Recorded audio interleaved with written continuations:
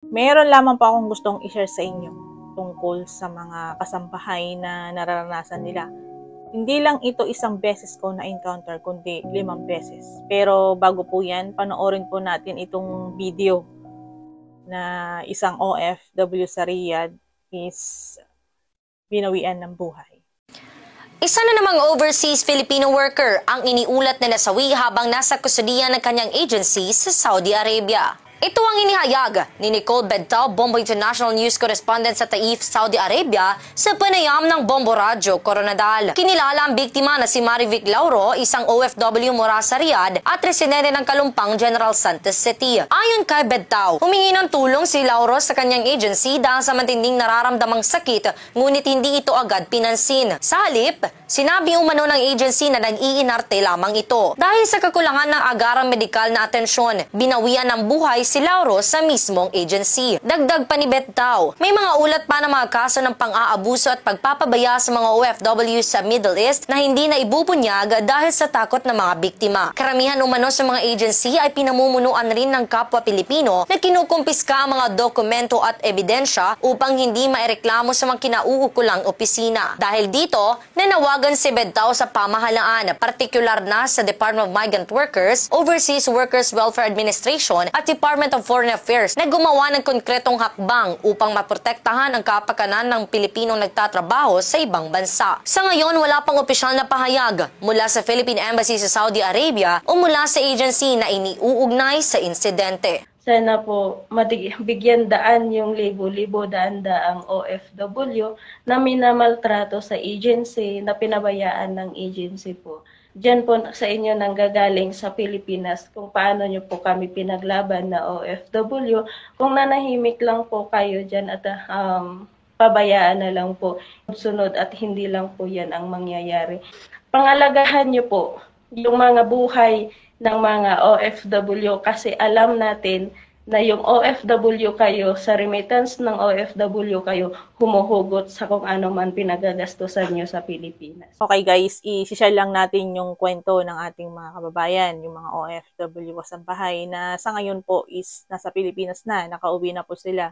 So nagkwento po sila sa akin kung ano yung totoong nangyari or totoong naranasan nila sa kamay ng amo nila.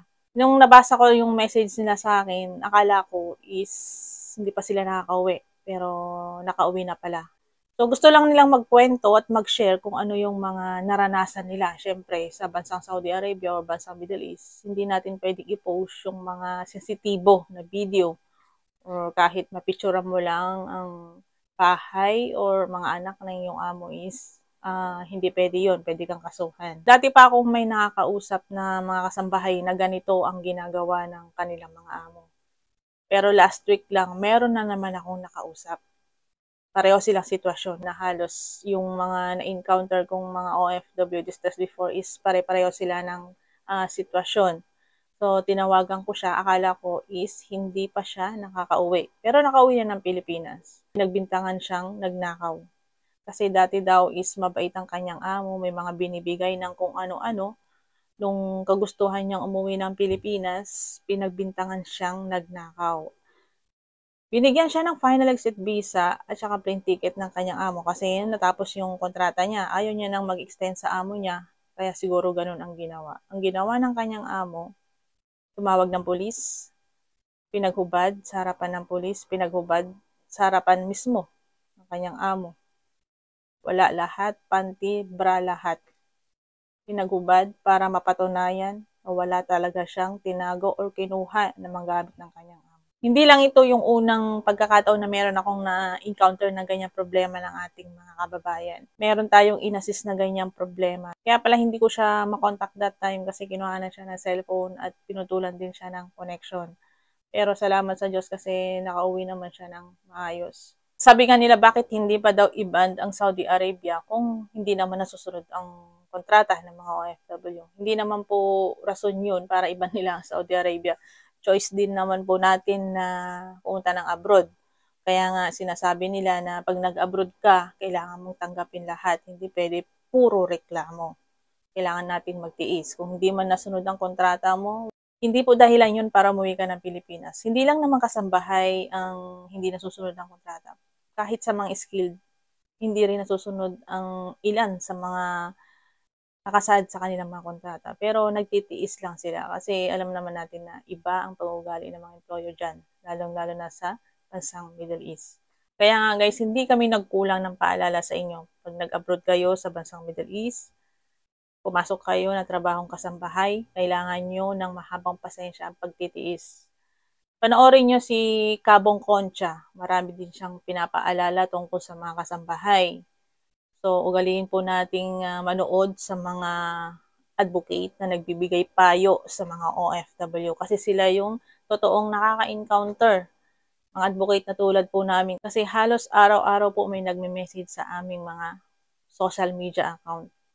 Nagsusumbong sila kung ano yung mga nararanasan nila sa kanilang mga employer.